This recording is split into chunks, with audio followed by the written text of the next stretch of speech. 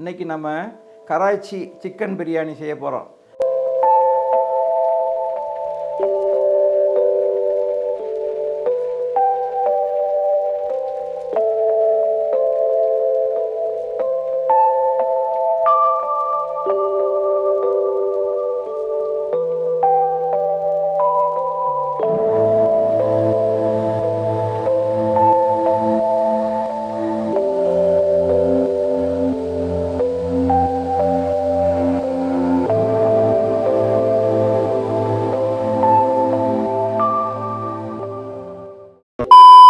என் அன்பு சொந்தங்களே, நான் உங்கள் மீரான். இது உங்கள் அபிமான டெரஸ் குக்கிங் சேனல். இன்றைக்கி நம்ம கராச்சி சிக்கன் பிரியாணி செய்ய போகிறோம். கராச்சியில் பாகிஸ்தான், ஆப்கானிஸ்தான் அந்த பக்கம்லாம் செய்யக்கூடிய ஒரு வித்தியாசமான ஒரு பிரியாணி சிக்கனில் செய்ய போகிறோம். சிக்கன் பிரியாணி அவங்க கல்யாணத்துங்கள்லாம் இதுதான் செய்வாங்க. அதுக்கு என்னென்ன பொருட்கள் தேவைங்கிறத பார்க்கலாம் வாங்க. உருளைக்கிழங்கு மஞ்சள் போட்டு பிரட்டி வச்சுருக்கோம். பச்சை மிளகா, புதினா, கொத்தமல்லி, தயிர், பட்டை, லவங்கம், ஏலக்காய், ஸ்டார் பூ, ஜாதிபத்திரி, பெரிய ஏலக்காய், எலுமிச்சம்பழம், இஞ்சி விழுது, பூண்டு விழுது, மட்டன் மசாலா, தனியாத்தூள், மிளகாய்த்தூள், காஷ்மீர் மிளகாய்த்தூள், வறுத்த ஆனியன் வறுத்து வச்சுருக்கிறோம், சிக்கன் கழுவி சுத்தம் பண்ணி வச்சுருக்கோம், தக்காளி, பாசுமதி அரிசி ஊற போட்டு வச்சுருக்கோம், எண்ணெய். இப்போ நம்ம இந்த வெங்காயம் ஆனியன் பொரிச்சனில் இந்த பொரிச்ச எண்ணெயை தான் பிரியாணிக்கு சமையலுக்கு பயன்படுத்த போகிறோம். 1 கிலோ அரிசி செய்கிறதுக்கு என்னென்ன அளவு தேவைங்கிறத நான் இங்கே சொல்கிறேன். இப்போ பிரியாணி செய்கிறதுக்காக ஒரு பாத்திரம் வச்சுருக்கோம். அந்த பாத்திரத்தில் நம்ம ஆனியன் வெங்காயம் பொரிச்சு எடுத்தோம்ல, அந்த பொரிச்சு எடுத்த எண்ணெய் 200 கிராம் ஊற்றுறோம்.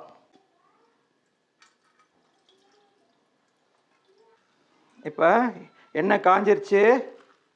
ஒரு சின்ன துண்டு பட்டை, ஒரு 6 ஏலக்காய், ஒரு சின்ன ஜாதிபத்திரி துண்டு, சின்ன துண்டு,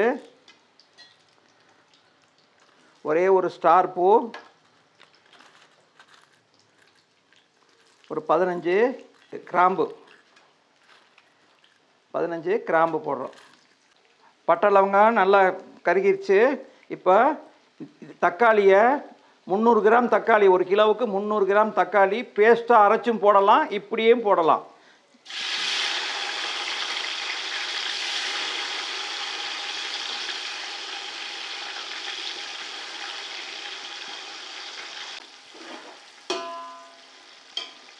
தக்காளி வதங்கிறதுக்காக ஒரு சின்ன பிஞ்சு உப்பு போடுவோம்.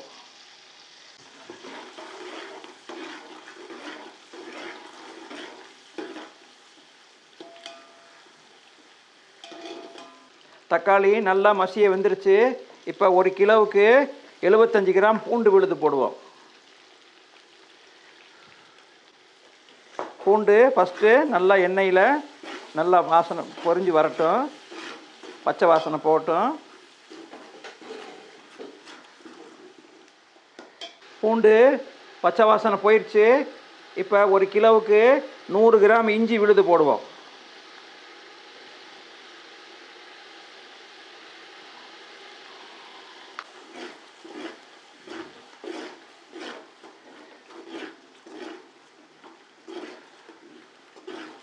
இப்போ இஞ்சியுடைய பச்சை வாசனை போயிடுச்சு.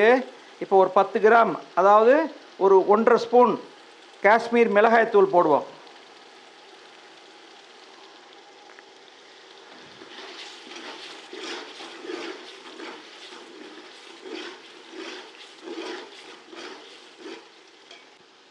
ஒரு ஸ்பூன் தனியாத்தூள், மட்டன் மசாலா 1.5 ஸ்பூன் போடுவோம். இப்போ நம்ம 1 கிலோ ரைஸ் வச்சு ஆக்குறோம், 1.5 கிலோ சிக்கன் போடுறோம். அதனால 1 ஸ்பூன் தனியா, 1.5 ஸ்பூன் மட்டன் மசாலா போடுறோம்.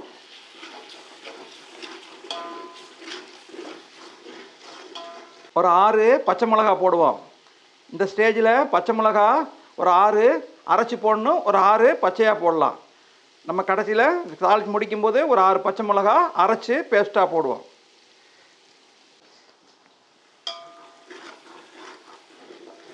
ஒரு கைப்பிடி கொத்தமல்லி,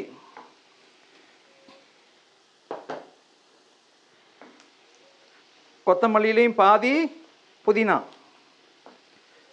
ஒரு 200 ml தயிர்,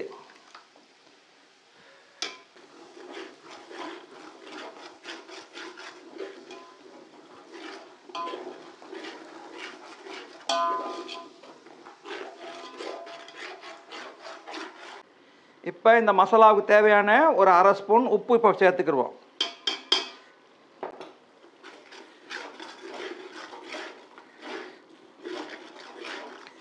நம்ம காஷ்மீர் மிளகாத்தூள் 1.5 ஸ்பூன் போட்டோம். இப்போ நம்ம வீட்டு மிளகாத்தூள் 1 ஸ்பூன் போடலாம்.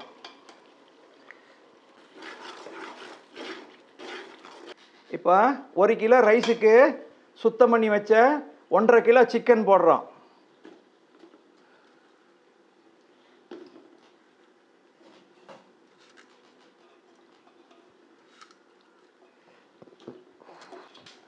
பிரியாணிக்கு கொஞ்சம் பெருசாக கட் பண்ணணும். ரொம்ப சின்னதாக போடாமல் கொஞ்சம் பெருசாக கட் பண்ணியிருக்கோம். இந்த மசாலாலையே ஒரு 5 நிமிஷம் நல்லா இந்த சிக்கன் நல்லா பிரண்டு வரட்டும்.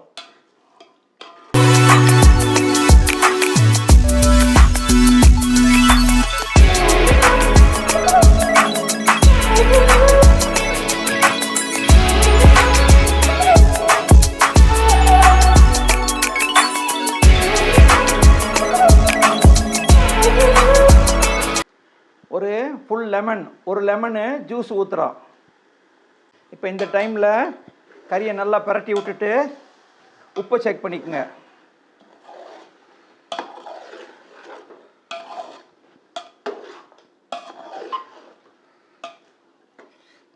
இப்போ இதெல்லாம் உப்பெல்லாம் செக் பண்ணியாச்சு.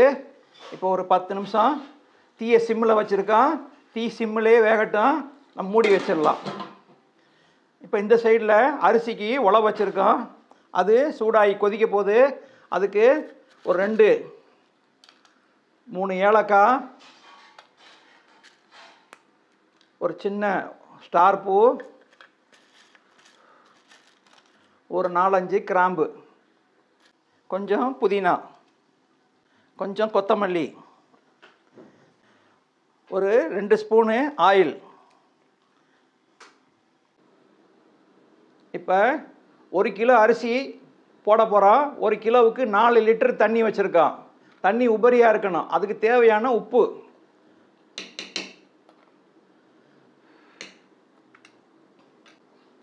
ஒரு 3 பச்சை மிளகா போடுவோம். ஒரு 1/2 லெமன் ஜூஸ் ஊற்றுறோம். சாப்பாடு பொழு பொழுன்னு வர்றதுக்காக. 1 மணி நேரம் ஊற வச்ச பாஸ்மதி ரைஸ் 1 கிலோ. இப்போ தண்ணி கொதிச்சிருச்சு. இப்போ நம்ம போடுவோம்.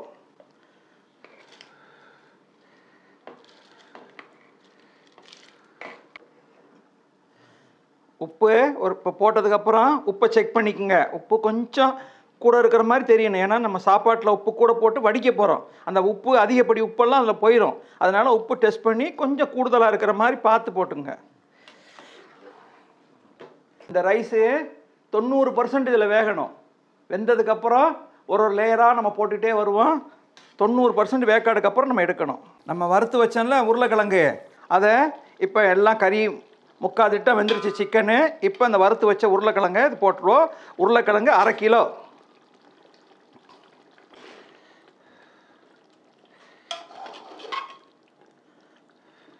திருப்பி இதை மூடி வச்சிடலாம்.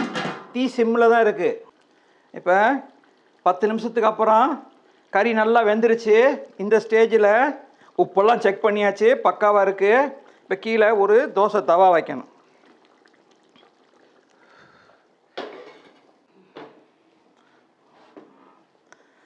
ரைஸ் 85% வெந்திருக்குது. இந்த ஸ்டேஜில் நம்ம ஒரு லேயர் எடுத்து உள்ளே போட்டுடலாம். அடுத்து அடுப்பை ஆஃப் பண்ணல, எரிஞ்சிக்கிட்டே தான் இருக்குது. சிம்மில் வச்சுருக்கேன். அது அதிலே இந்த சுடு தண்ணியிலே கொதிச்சிக்கிட்டு இருக்கட்டும். இப்போ ஒரு லேயர் இதுக்கு போடுவோம்.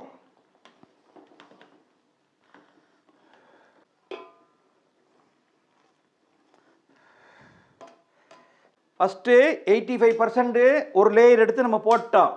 இப்போ அடுப்பில் இன்னும் போய்கிட்டே இருக்குது. இப்போ ஒரு 90%ல் ஒரு லேயர் போடுவோம். 95%ல் ஒரு லேயர் போடுவோம். அந்த சூடில் தண்ணியில் கொதிச்சிக்கிட்டே இருக்குது. இப்போ செகண்ட் லேயர் 3 நிமிஷம் ஆயிடுச்சு. இப்போ செகண்ட் லேயர் எடுக்கிறோம். 90% வெந்தது. அது 80%, 85, இது 90%.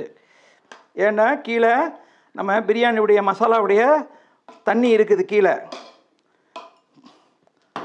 அடுத்து ஒரு 2 நிமிஷம் இதிலே வேகட்டும். இந்த ஸ்டேஜில் வறுத்த ஆனியனு ஒரு சும்மா மேலே போடுவோம்.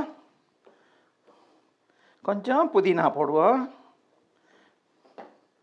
கொத்தமல்லி ஒரு லேயரு, புதினா கொஞ்சம் போட்டுக்குவோம் வாசனைக்கு.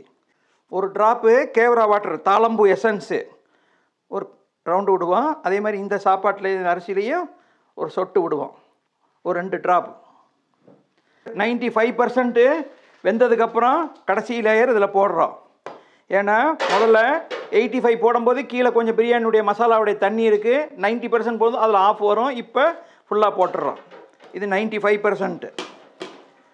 இப்போ லைட்டாக ஃபுட் கலர்,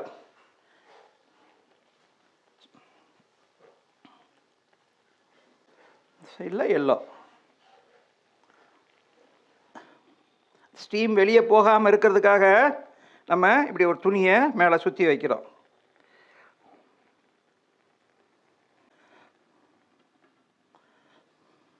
ஆவி வெளியே போகாமல் இருக்கிறதுக்காக சுற்றி இந்த துணி கட்டிட்டு மேலே நம்ம வடித்தோம்ல சுடு தண்ணி, அந்த வடித்த தண்ணியை மேலே வச்சுருக்கோம். தீ ஹையில் 5 நிமிஷம் வைக்கிறோம். ஃப்ளேம் ஹையில் இருக்குது. 5 நிமிஷத்துக்கு அப்புறம் 15 நிமிஷம் மீடியம் ஃப்ளேமில் வைப்போம். அதுக்கப்புறமா 15 நிமிஷத்துக்கு அப்புறம் ஆஃப் பண்ணிவிட்டு 15 நிமிஷம் ரெஸ்ட் விடணும். அதுக்கப்புறம் நம்ம திறந்து பார்க்கலாம். சைடில் ஆவி வருது. இப்போ ஆவி வந்தவுடனே தீயை சிம்மில் வச்சிடணும். 1 hour later. 5 நிமிஷம் ஹையில் வச்சோம், 15 நிமிஷம் சிம்மில் வச்சோம், 10 நிமிஷம் ரெஸ்ட் கொடுத்தோம். இப்போ நம்ம ஓப்பன் பண்ணலாம்.